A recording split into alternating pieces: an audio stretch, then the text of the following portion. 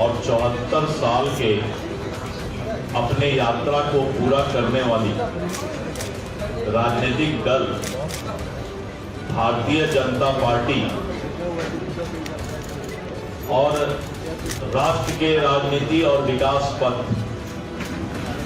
और अंतर्राष्ट्रीय स्तर पर भी दुनिया की सबसे बड़ी राजनीतिक दल 6 अप्रैल को स्थापना दिवस के अवसर पर बिहार के सभी जिला में और वहां के कार्यालय को भव्य रूप से सजाया जाएगा और पार्टी के जो हमारा चिरंजीवी यात्रा है इतने लंबे समय का, उसका सभी जिला मुख्यालय पर हम लोग एक प्रदर्शनी भी लगाने जा रहे हैं। रामनवमी का जुलूस निकलेगा और हम शांति और सौहार्द के साथ अपने इस पर्व को और रामनवमी पर्व को मनाने का काम करेंगे। प्रत्येक दिन कम से कम ये 8 घंटे का कार्यक्रम होगा। बहुत बृहद तौर पे भारतीय जनता पार्टी इसको घर घर तक अपने विचारधारा को पहुंचाने का काम करेगी। नमस्कार। आज के इस प्रेस वार्ता में आप सभी पत्रकार बंधुओं का हार्दिक अभिनंदन है, स्वागत है। आज के विशेष प्रेस वार्ता को संबोधित करने के लिए दानिश जी पीछे जो खड़े हैं उनको बोलिए हटिए। हमारे मध्य भारतीय जनता पार्टी के यशस्वी और नीचे कर थोड़ा एवं कर्मठशील प्रदेश अध्यक्ष कुशल संगठनकर्ता आदरणीय डॉक्टर दिलीप जायसवाल जी उपस्थित हैं। साथ ही हमारे मध्य भारतीय जनता पार्टी के वरिष्ठ नेता आदरणीय माजी प्रदेश के महामंत्री आदरणीय रत्नेश कुशवाहा जी, भाजपा के वरिष्ठ नेता आदरणीय अनिल शर्मा जी और भारतीय जनता पार्टी बिहार प्रदेश के मीडिया के सह प्रभारी अमित प्रकाश बबलू जी, सूरज पांडे जी। मैं विनम्र निवेदन करता हूं आदरणीय प्रदेश अध्यक्ष जी से कि वे आज के इस प्रेस वार्ता को संबोधित करें। आज सिंगल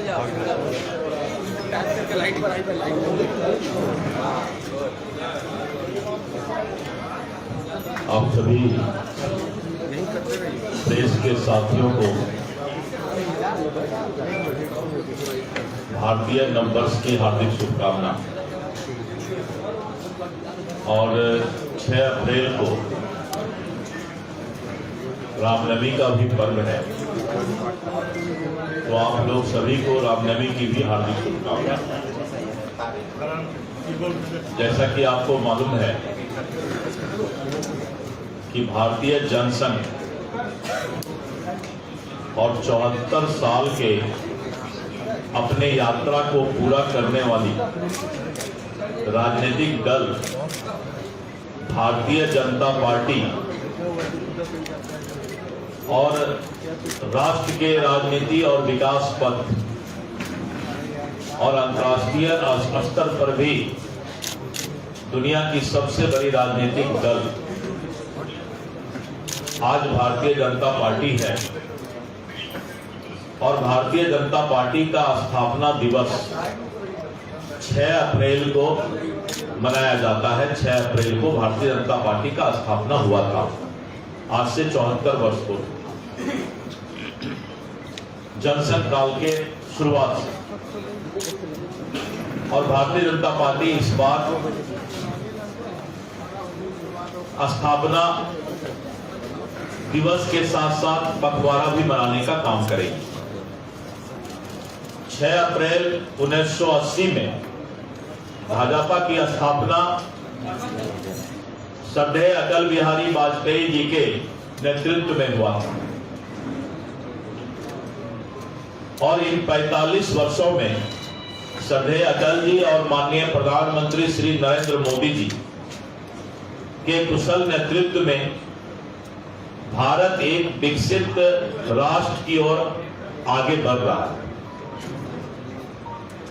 6 अप्रैल को स्थापना दिवस के अवसर पर बिहार के सभी जिला में और वहां के कार्यालय को भव्य रूप से सजाया जाएगा। और पार्टी के जो हमारा चिरंजीवी यात्रा है इतने लंबे समय का, उसका सभी जिला मुख्यालय पर हम लोग एक प्रदर्शनी भी लगाने जा रहे हैं कि कैसे जनसंघ काल से आज तक भारतीय जनता पार्टी तक का हमारा यात्रा कैसा रहा, उसकी एक प्रदर्शनी प्रत्येक जिला मुख्यालय पर लगेगी।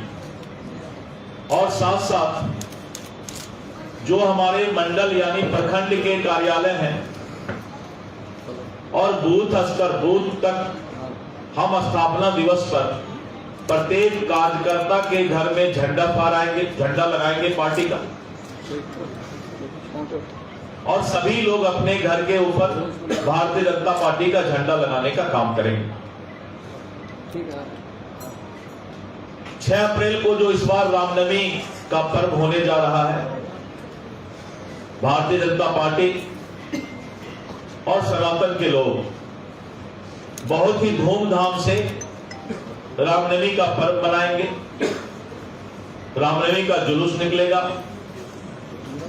और हम शांति और सौहार्द के साथ अपने इस पर्व को और रामनवमी पर्व को मनाने का काम करेंगे। और 6 एवं 7 अप्रैल को, चूंकि 6 को रामनवमी भी है, इसलिए 6 एवं 7 अप्रैल को सभी बूथ पर हमारे बूथ कमेटी और पन्ना प्रमुख के कार्यकर्ता स्थापना दिवस मनाने का काम करेंगे। 8 एवं 9 अप्रैल को बिहार के 243 विधानसभा स्तर पर भारतीय जनता पार्टी अपने सक्रिय सदस्यों का सम्मेलन करेगी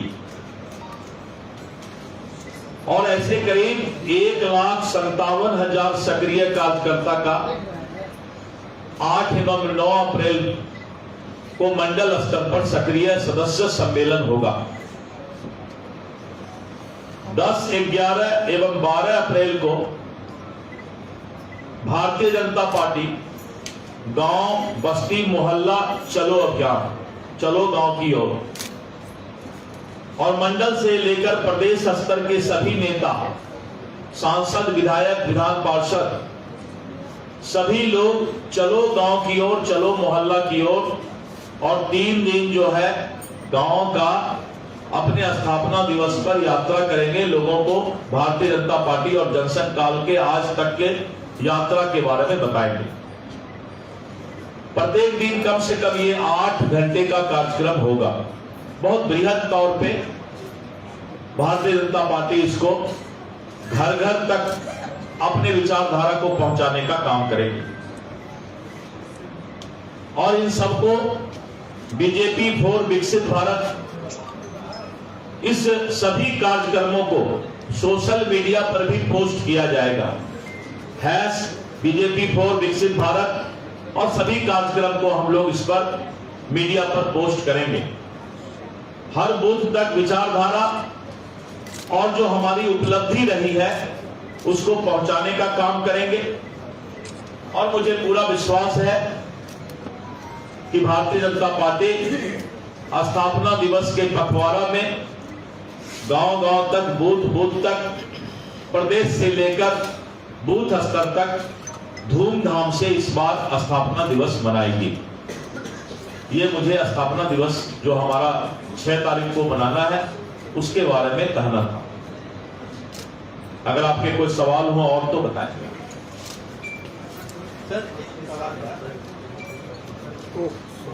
सर, बिजली का जो गांव में सर डायरेक्ट बिजली काट दिया जा रहा है, या फिर उनका डायरेक्ट बिजली काट दिया जा रहा है, उनको बहुत परेशानी हो रही है। सरकार ने अखबार के माध्यम से भी ऐलान किया है कि किसी का भी बिजली नहीं काटा जाएगा और उसके लिए एक समय सीमा निर्धारित किया गया।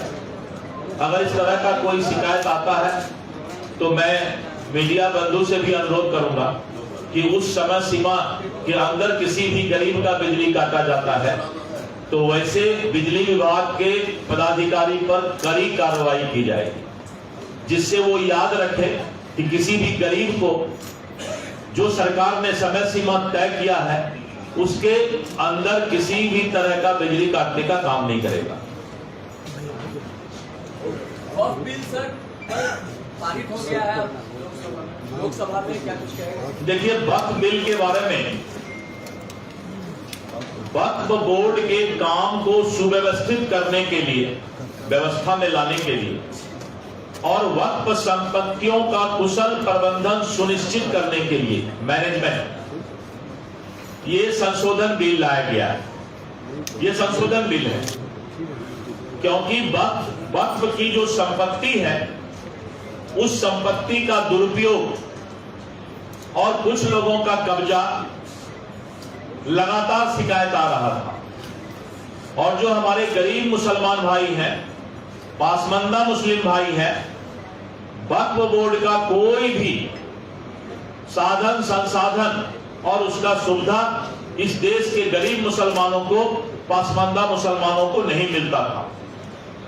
अगर आप आंकड़ा देखें तो वक्फ का जो आय था 2019-20 में 166 करोड़ वक्फ का आय था, वक्फ बोर्ड का। लेकिन 2020-21 यानी एक साल बाद ही 62 करोड़ रुपया आय कम हो गया और 104 करोड़ हो गया। और अगर हम 2021-22 की बात लेते हैं तो फिर 42 करोड़ रुपया गलत प्रबंधन के कारण ये आय कम हुआ और 61 करोड़ हो गया। और 22-23 में 27 करोड़ हो गया, 23-24 में 14 करोड़ हो गया। तो 166 करोड़ का जो वक्फ का इनकम था, आय था, इन लोगों के गलत प्रबंधन के कारण और कुछ लोगों के कब्जा के कारण, व्यक्तिगत उपयोग वक्फ के संपत्ति में करने के कारण ये डाटा है, ये डाटा अपलोड किया हुआ है। और वक्फ के संपत्ति का कुछ लोग जो है गलत उपयोग करते थे। सच्चर कमेटी ने भी कहा कि कम से कम 12,000 करोड़ इसका सालाना इनकम होना चाहिए।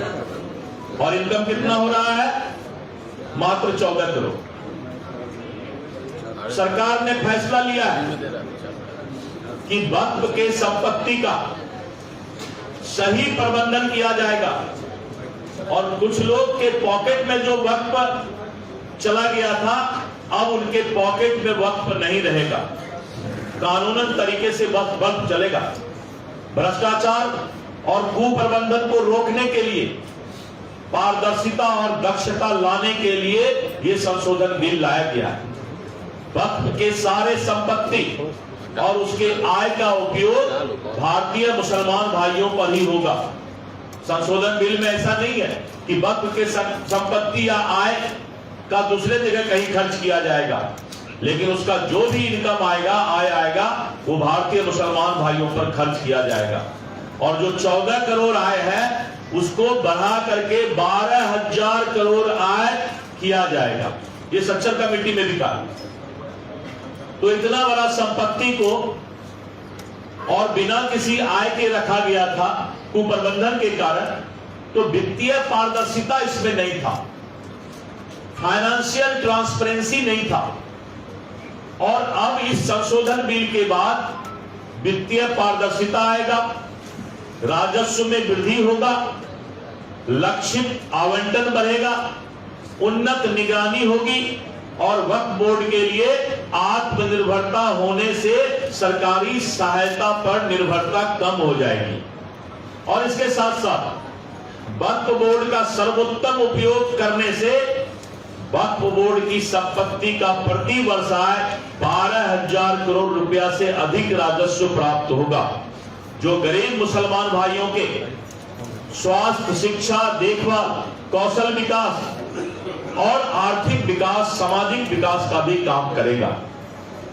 तो वक्फ पर गांव के सबसे अंतिम पंक्ति में बैठा हुआ गरीब अकलियत भाई, मुसलमान भाई का भी हक हो, यह संशोधन बिल वह अधिकार दिलाने का काम करेगा।